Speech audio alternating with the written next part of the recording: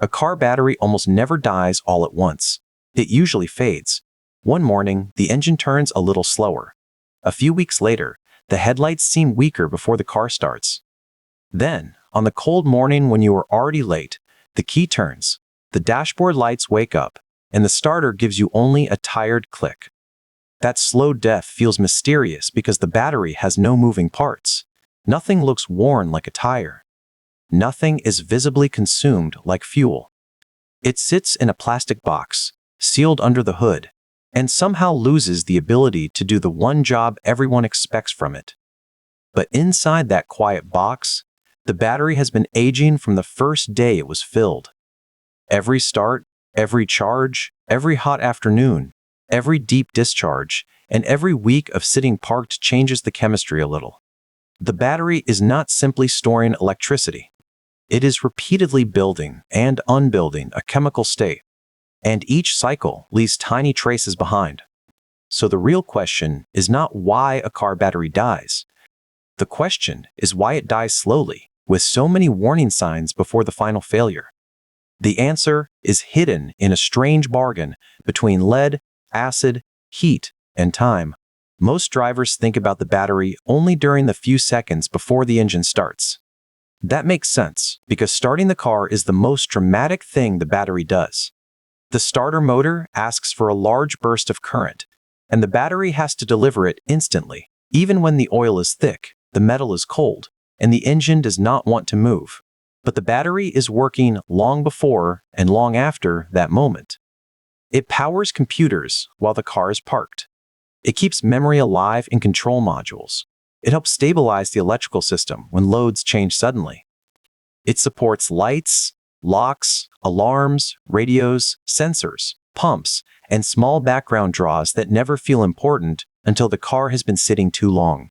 Once the engine is running, the alternator takes over most of the electrical work and pushes energy back into the battery. That sounds simple, but the recharge is never a perfect reset. A short trip may not replace what the start took out. A hot engine bay can stress the plates and electrolyte. A long period of sitting can let the battery drift downward, one quiet step at a time. That is why a battery can seem fine for months while it is actually losing margin. It may still start the car on a warm day. It may still hold enough charge for the radio and dashboard. But the reserve is shrinking. The battery is moving from strong to adequate to fragile, and the driver notices only when the engine asks for more than the weakened chemistry can give. The reason car batteries age the way they do comes from the kind of battery cars chose to depend on. For a very long time, the ordinary car battery has been a lead-acid battery. It is heavy, old in concept, and not especially glamorous, but it has one talent that made it perfect for cars. It can release a large surge of current quickly, then accept a recharge again and again. Inside a traditional battery are plates made from forms of lead, sitting in a bath of sulfuric acid and water. When the battery delivers power, a chemical reaction changes material on the plates and in the electrolyte. When the alternator recharges the battery, the reaction is pushed back the other way. The same active material is supposed to cycle between charged and discharged states. That reversibility is the magic, but it is not perfect. The plates are physical objects. The active material can loosen. The grid that holds it can corrode. The electrolyte can stratify. The separators between plates can become contaminated or damaged. The battery is built for reversible chemistry, but it lives in an irreversible world of vibration, heat, imperfect charging, and time. Early cars made this bargain because they needed a dependable source for ignition, lighting, and starting. Later cars asked even more from the same basic idea. Modern vehicles sleep lightly. They monitor doors, keys, alarms, emission systems, and electronic memories. The battery became less like a simple starting box and more like a reserve tank for an entire electrical ecosystem. That history matters because it explains the slow failure. A car battery is not a single switch that flips from alive to dead. It is a chemical machine with many small aging paths. Each one takes away a little capacity, a little current delivery, or a little ability to recover after discharge. The driver experiences those changes as a battery that seems to get weak by degrees. The central reason car batteries die slowly is sulfation. During normal discharge, sulfate from the electrolyte becomes part of lead sulfate on the battery plates. During a healthy recharge, much of that material is converted back. This is the normal chemical breathing of the battery. The trouble begins when the battery stays partly discharged, is deeply discharged, or is not fully recharged often enough. Some lead sulfate becomes harder to reverse. Instead of behaving like an active material that can easily join the next cycle, it begins to form stubborn crystals. Those crystals cover useful surface area on the plates. Less exposed surface means less chemical area for the battery to work with. At first, the loss is small. The battery can still start the car, but it has less reserve. Then the alternator has to work against a battery that does not accept charge as cleanly. The state of charge becomes easier to pull down and harder to restore fully. The battery looks present, but part of its inner working surface has become chemically lazy. Another slow killer is internal resistance. A fresh battery can deliver current because charges can move through the plates, electrolyte, and connections with relatively little opposition. As the battery ages, corrosion, sulfation, shedding active material, and weakened connections all make that path harder. The battery may still show a voltage that looks acceptable with no load, but when the starter demands current, the voltage collapses. That is why battery failure can seem unfair. A simple meter may show that something is still there. The lights may still turn on. The radio may still work. But the starter motor is a much harsher test. It asks whether the battery can move a large amount of current immediately. A weak battery can pass the small tests and fail the big one. Heat accelerates the damage. Under the hood, a battery can spend years near hot metal, hot air, and repeated thermal cycles. Heat speeds corrosion of the positive grid and can drive water loss in batteries that are not perfectly sealed.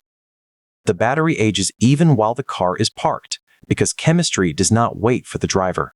Cold exposes the damage.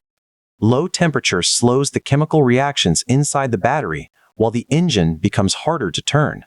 So, winter does not always kill the battery by itself. Often it reveals the battery that summer heat and months of partial charge already weakened. There are also the quiet drains. A clock, alarm, keyless entry system, or control module can draw a small amount all the time. If the car is driven regularly, the alternator hides this. If the car sits, that tiny draw becomes important. The battery is slowly pulled down into the range where sulfation becomes more likely, and the slow death feeds itself. So a dying battery is not empty in the simple sense. It is losing usable chemistry. It may have less active plate area, higher internal resistance, poorer charge acceptance, and less reserve capacity.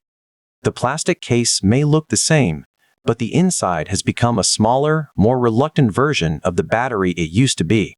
The slow death becomes visible when a battery is tested under load. A weak battery may show enough voltage while resting, because almost nothing is being asked of it.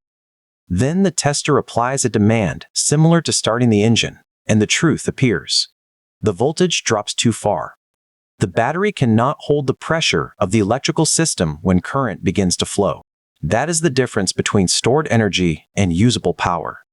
A tired battery may still contain charge, but it cannot release it fast enough. It is like a water tank with a clogged outlet. There may be water inside, but when the system asks for a sudden flow, the restriction matters more than the amount sitting in the tank. The clues can show up in ordinary ways. The engine cranks slowly. Interior lights dim during a start. The car starts after a jump, then struggles again after sitting.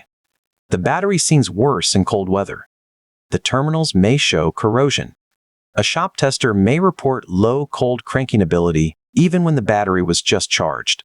A battery can also die slowly because modern cars tolerate weakness for a while. Electronics are efficient. The alternator can help when the engine is running. The battery can recover slightly after resting. These small recoveries create the illusion of a problem that comes and goes. In reality, the margin is narrowing. That is why the final no start often feels sudden, even when the failure was gradual. The battery did not cross from perfect to dead overnight. It crossed from barely enough to not quite enough. The difference might be one cold morning, one short trip, one door left ajar, or one extra week without driving. The common mistake is thinking a car battery is just a bucket of electricity. If that were true, charging it would be like filling the bucket again. Full would mean healthy. Empty would mean dead. But a battery is not only a container. It is a chemical device, and its ability depends on the condition of the materials doing the chemical work. That is why a battery can be charged and still weak. Charging can raise the state of charge, but it cannot always restore lost plate area, undo hardened sulfation, rebuild corroded grids, or put shed active material back where it belongs.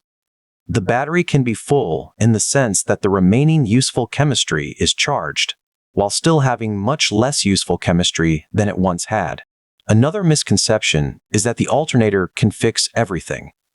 The alternator is designed to maintain the electrical system and recharge a usable battery after normal starts. It is not magic. If the battery is deeply discharged, sulfated, hot, old, or internally damaged, a drive around the block may not restore it. In some cases, the battery needs a proper charge. In other cases, it is simply worn out chemically. The slow failure is also why age matters, even when mileage does not. A car that sits can be hard on its battery. A car used only for short trips can be hard on its battery. Heat, time, and partial charge can age the chemistry without any dramatic event. The battery dies slowly because ordinary life keeps nudging it away from the reversible state it was designed to return to. So the simple answer is that car batteries die slowly because their chemistry degrades by small steps before it fails completely. The plates lose useful surface. Sulfate crystals become harder to reverse. Corrosion increases resistance.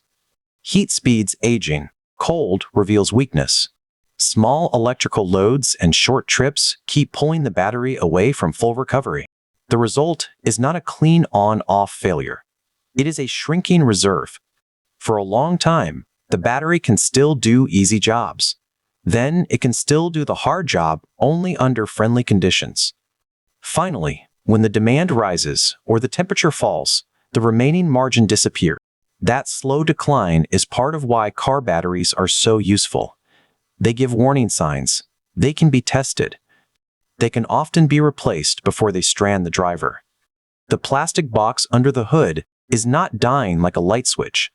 It is aging like a chemical machine, losing a little of its ability to come back each time it is asked to work. And that is the hidden reason that death feels slow. A car battery does not simply run out of electricity. It gradually loses the chemistry that makes electricity useful.